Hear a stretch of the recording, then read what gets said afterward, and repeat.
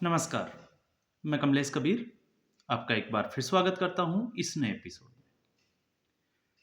आज चुनाव आयोग ने प्रेस कॉन्फ्रेंस की और जिसका इंतजार बड़े दिनों से लोग कर रहे थे, क्योंकि दिल्ली की जो राजनीति है वो बड़े दिलचस्प मोड़ पे पहुंच गई। ऐसी स्थिति में सभी लोगों को इंतजार है दिल्ली के विधानसभा चुनाव के परिणाम का। अब ऐसी स्थिति में चुनाव आयोग ने जब तारीखों का ऐलान किया कि 5 फरवरी को मतदान होगा और 8 फरवरी को चुनाव का परिणाम आएगा, तो उसके बाद से सभी पार्टियां जो है वो प्रेस कॉन्फ्रेंस करने लगी।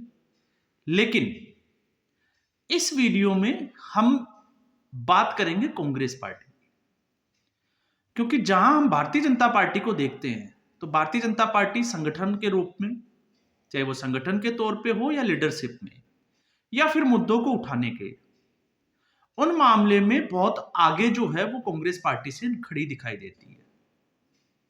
और फिर चुनाव दर चुनाव, चाहे वो लोकसभा चुनाव के परिणाम हो या फिर विधानसभा चुनाव के परिणाम हो अलग अलग राज्यों के, तो उससे भी जो है वो भारतीय जनता पार्टी के मनोबल का पता चलता है। लेकिन यह चुनाव बड़ा इंपॉर्टेंट हो जाता है कांग्रेस पार्टी के लिए। अब कांग्रेस पार्टी के लिए क्यों हो जाता है? तो कांग्रेस पार्टी की जिस जगह पे, जिस रामलीला मैदान में 2011 में इज्जत लूटी गई थी, और इज्जत शब्द मैं इसलिए यूज कर रहा हूं क्योंकि याद करिए अन्ना हजारे का वो आंदोलन, और जिस तरीके से अन्ना हजारे को मोहरा बनाकर अरविंद केजरीवाल राजनीति की सीढ़ियां चढ़ते चले गए। तो उस वक्त अरविंद केजरीवाल सबसे ज्यादा अगर किसी पार्टी पर आरोप लगाते थे तो वो कांग्रेस पार्टी पर लगाते थे, और डायरेक्ट बात करते थे कि राहुल गांधी और सोनिया गांधी को जेल में डाल दो। तो अब स्थिति वही बन गई है। 3 चुनाव हुए उसके बाद में विधानसभा के, कांग्रेस पार्टी ने बड़ी गलती की पहले ही चुनाव में आम आदमी पार्टी को समर्थन देकर, और उसके बाद में कांग्रेस पार्टी की जो दुर्गति हुई वो सिलसिला आज तक रुका नहीं। इसलिए मैंने ये कहा है कि जहां पर पहली बार कांग्रेस पार्टी की इज्जत लूटी गई वो थी दिल्ली, और लुटेरा था अरविंद केजरीवाल।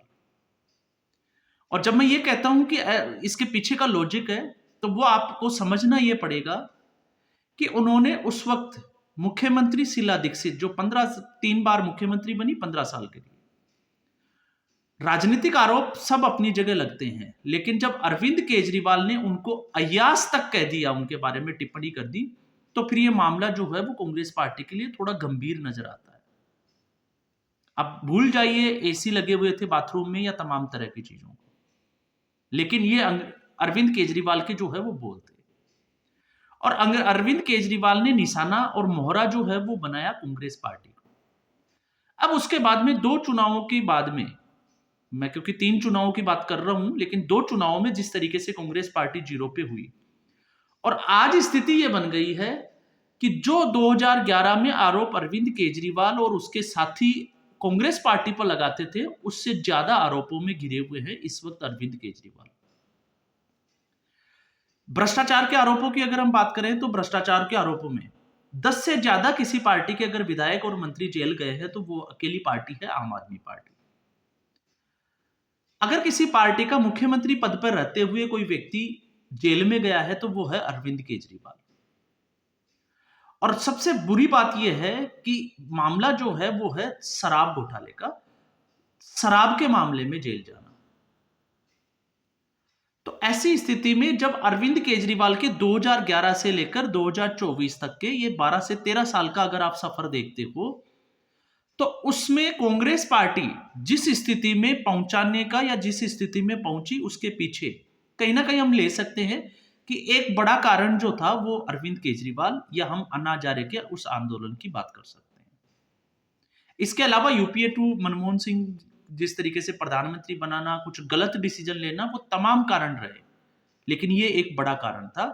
इससे कांग्रेस पार्टी की जो छवि थी उसको बहुत ज्यादा नुकसान पहुंचा, शीला दीक्षित जी की छवि को भी नुकसान पहुंचा।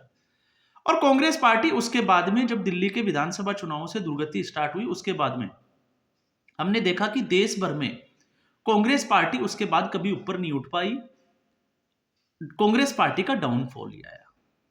और 2024 तक आते आते कांग्रेस पार्टी और कुछ रीजनल पार्टियों के साथ में गठबंधन बना, ईडी गठबंधन पूरे देश ने देखा।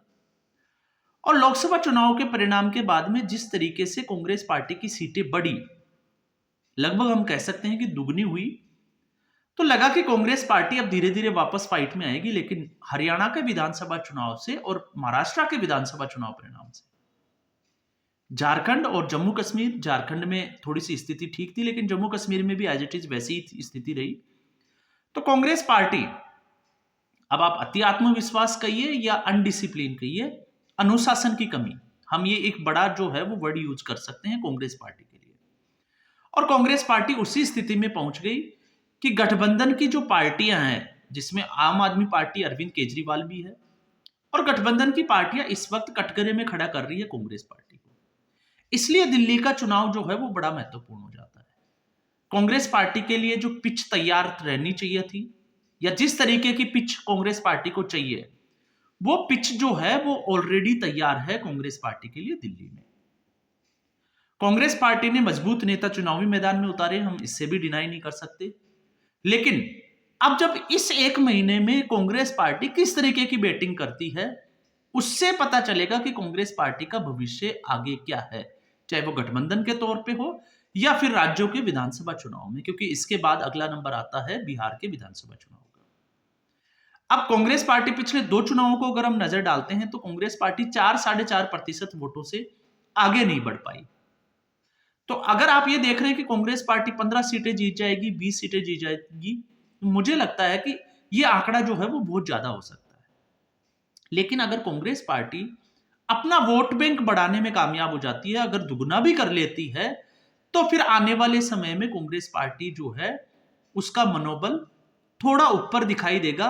और आप देखोगे कि उसका असर आपको बिहार में भी दिखेगा, और गठबंधन की जो राजनीति है इंडी गठबंधन की, उसमें भी उसका साफ तौर से जो है वो फर्क दिखाई देगा। लेकिन फिर सवाल ये आ जाता है कि कांग्रेस पार्टी चूक कहां जाती है। तो चूकने के लिए कांग्रेस पार्टी के लिए बहुत सारे बहाने आपको देखने को मिलेंगे।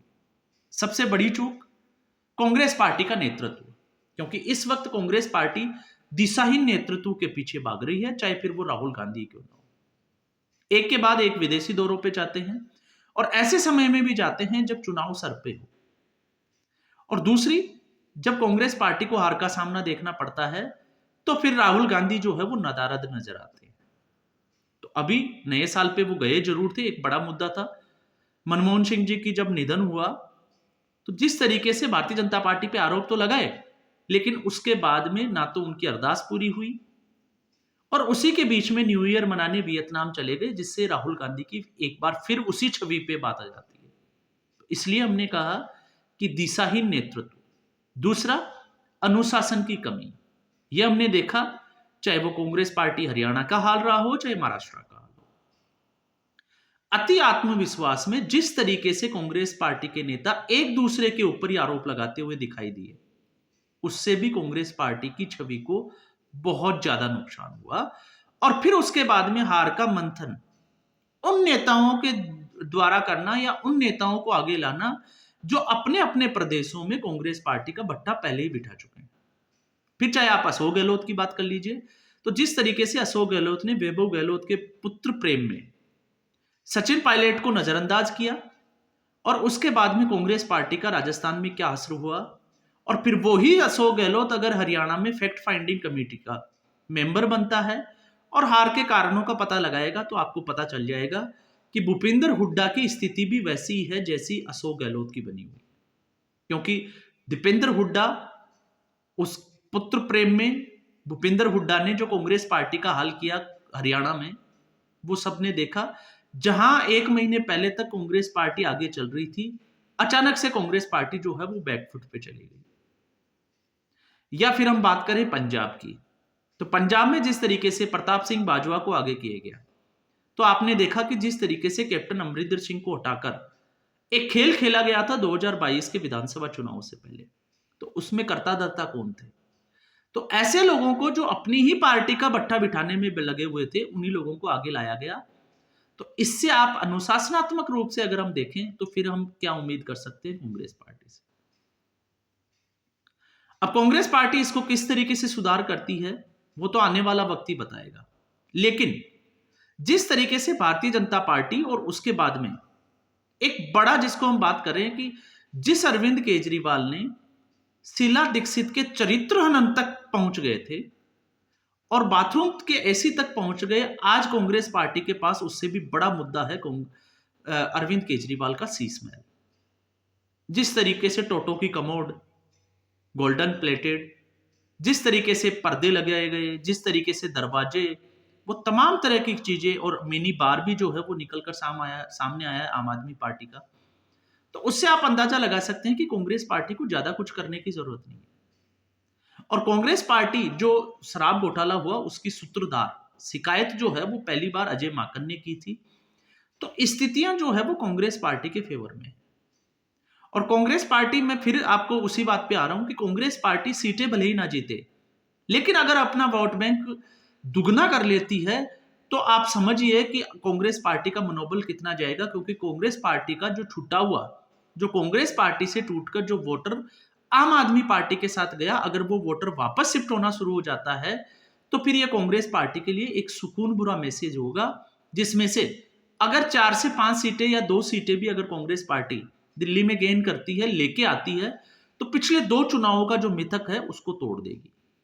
और उसके बाद में जिस तरीके से, चाहे वो गठबंधन की राजनीति हो या फिर विधानसभा चुनाव की, क्योंकि कांग्रेस पार्टी जहां जहां कमजोर है उसमें कांग्रेस पार्टी की खुद की गलतियों की वजह से है। तो इसीलिए मैंने ये इसमें थंबनेल लगाया कि जहां पे इज्जत जो कांग्रेस पार्टी की लूटी गई थी, जगह भी वही है, और आपको पता होगा लुटेरा भी वही है और कांग्रेस पार्टी भी वही है। अब सिर्फ समय है बदला लेने का। क्योंकि अगर हम भारतीय जनता पार्टी को देखते हैं तो भारतीय जनता पार्टी अपनी रणनीति पे वो कभी कसर नहीं छोड़ते। वो एक चुनाव में आप देखिएगा, दिल्ली का विधानसभा चुनाव कंप्लीट होगा और बिहार की तैयारियां शुरू हो जाएगी। तो भारतीय जनता पार्टी ने जो करना है वो भारतीय जनता पार्टी कर रही है, और उसका असर जो है वो साफ तौर से दिख भी रहा है, जिस तरीके से अरविंद केजरीवाल और आम आदमी पार्टी प्रेस कॉन्फ्रेंस कर रहे हैं। लेकिन अरविंद केजरीवाल जिस तरीके से कांग्रेस पार्टी के कैंडिडेट की लिस्ट आई है और उसके बाद से बौखलाए हुए हैं, तो उससे आपको ये देखना होगा कि कांग्रेस पार्टी आज की स्थिति में दिल्ली में कहां खड़ी है और आने वाले 1 महीने में कांग्रेस पार्टी क्या हासिल कर सकती है। तो अब सवाल वही हो जाता है, क्या कांग्रेस पार्टी अपनी खोई हुई इज्जत है उसको वापस हासिल कर पाएगी, और अगर कर पाएगी तो कितना कर पाएगी, क्या वो आगे सरवाइव करने लायक बचेगी। तो आज के एपिसोड में बस इतना ही। उम्मीद करूंगा वीडियो एपिसोड आपको पसंद आया होगा। वीडियो को लाइक करें, शेयर करें, चैनल जरूर सब्सक्राइब करें। धन्यवाद।